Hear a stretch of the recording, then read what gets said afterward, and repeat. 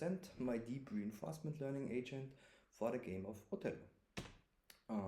Othello is an 8x8 board game with two-sided discs, black and white, and you players take turns, there are two players, and you must sandwich the opponent's disc in any of the directions in order to flip them. And the game continues until the board is full or no one can make a move, and the person who has the most discs wins.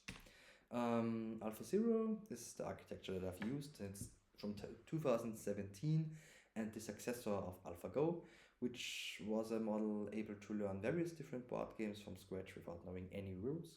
And it was also better than any human in any of those games after a few hours or days of training.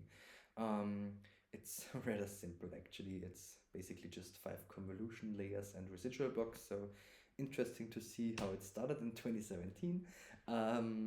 Yeah, a very big part of the model training is the Monte Carlo tree search, which is the way of how to create a ground truth for a given board state. You just simulate many games and average it.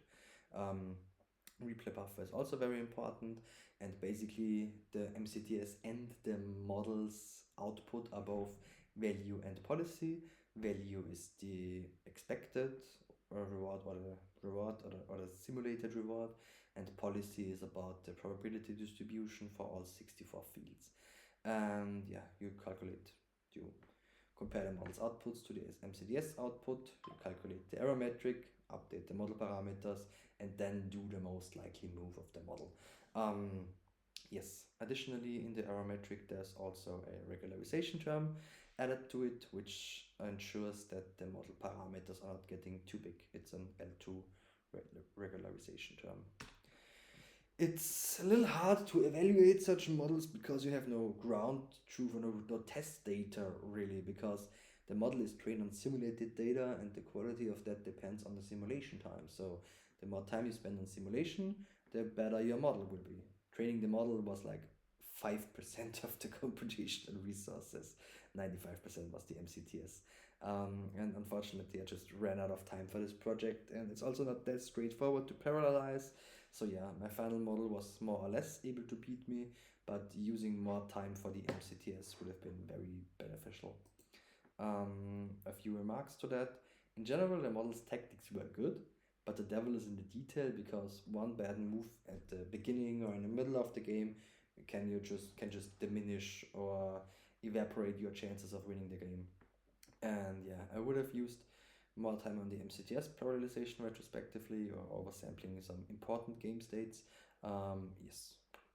And also, as a tip from my side, don't increase the batch size more than 64 for such small networks, because they lead to unstable training from what I could tell.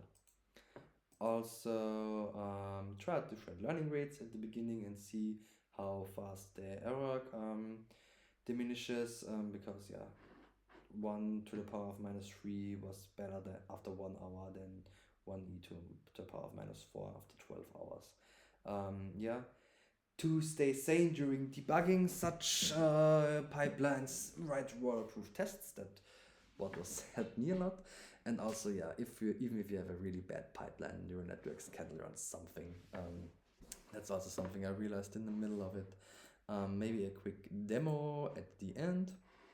So as you can see, I have selected the AlphaZero agent, and I am black and I'm taking my turn. I'm clicking here. Then as you could see, I flipped the white disk, and then the opponent, the AlphaZero agent, made the other turn. I'm clicking here. He's flipping my disks again, and yes, that is how the game is played. Thank you very much.